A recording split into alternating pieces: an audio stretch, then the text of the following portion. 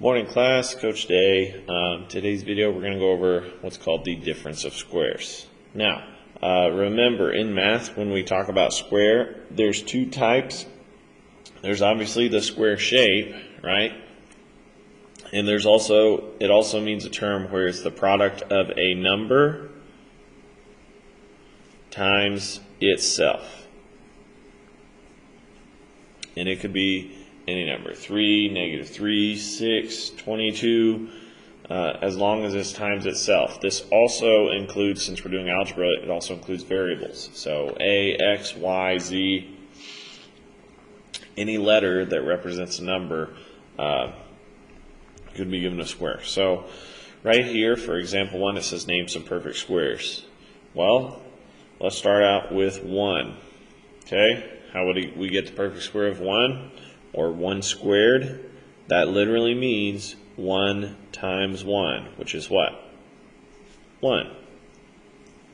What about 2 squared? That means 2 times 2, which is 4. Now, on your calculator, there is a squaring button right here. If you don't have one of these at home, download the link. It's in the class materials. But when we move on to 3 squared, if you want, on your calculator, you can type in your number 3, and then all you have to do is hit this squared button, the x squared right here, and that's going to put the floating 2 on 3 squared, and 3 times 3 is 9, right? Now, I'm going to save you some time. I want you to write the perfect squares up to 15. I'm going to pause the video here. You can do it on your calculator. Just push play after you have them all the way through 15, okay?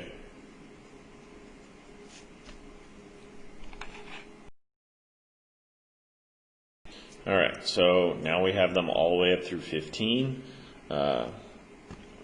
Now, as a reminder, if 15 squared, or 15 times 15 is 225, then 225 divided by 15 should be 15.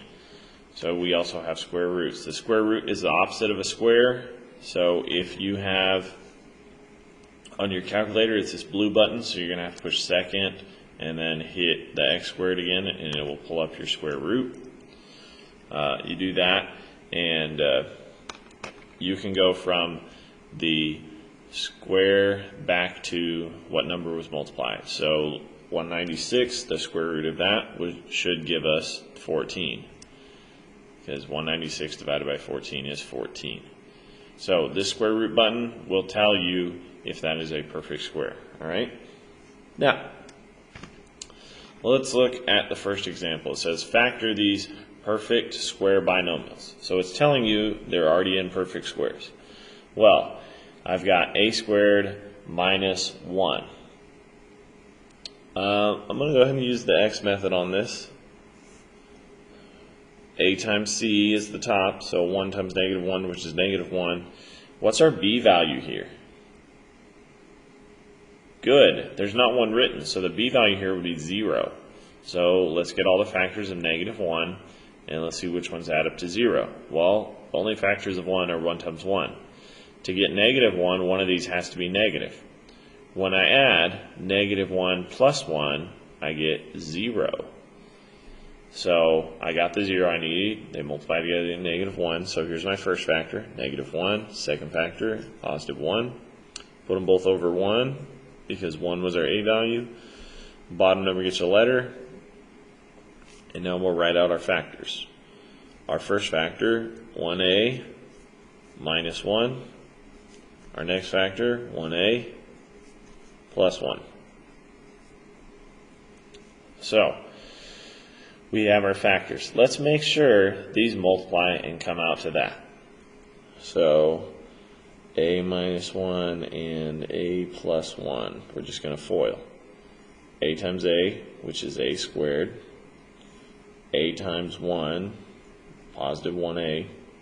-1 times a, -1a. -1 times positive 1, -1. Now, when I combine like terms, I've got positive 1a and -1a. Positive 1 and -1 is 0. So, do we need to write 0a? No, we don't need it anymore. All we need to write is what's left over. A squared, sorry, I ran out of room, so I'll just write over here, a squared, and then this minus 1. And that is what we started with.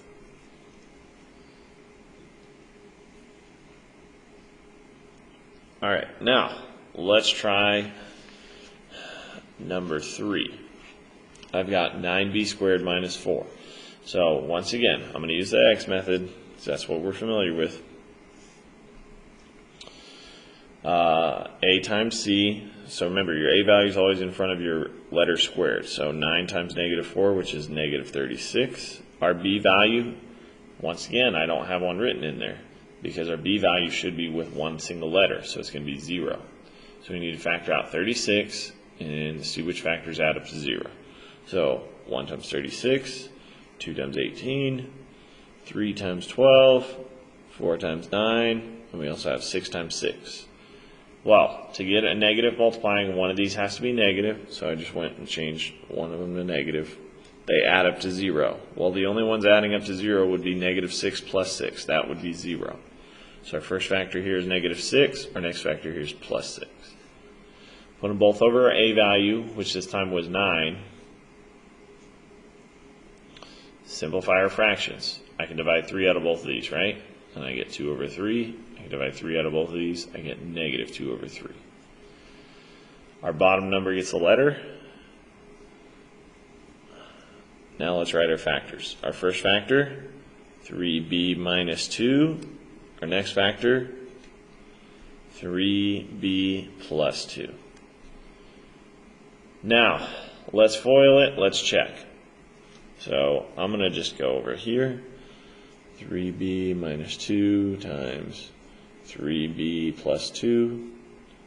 First, outside. So that's 3b times 3b, which is 9b squared. 3b times 2, which is positive 6b. Negative 2 times 3b, which is negative 6b. Negative 2 times 2, which is negative 4. Add your like terms. 6b and negative 6b comes out to 0. Do we need our 0b in there? No. Once it's 0, it's gone. So all we would have left is that 9b squared and that minus 4. Is that what I started with? Yes. So I want you to look at examples 2 and 3 and tell me what pattern you see. I'm going to stop the video here. We'll talk about the pattern on the next video.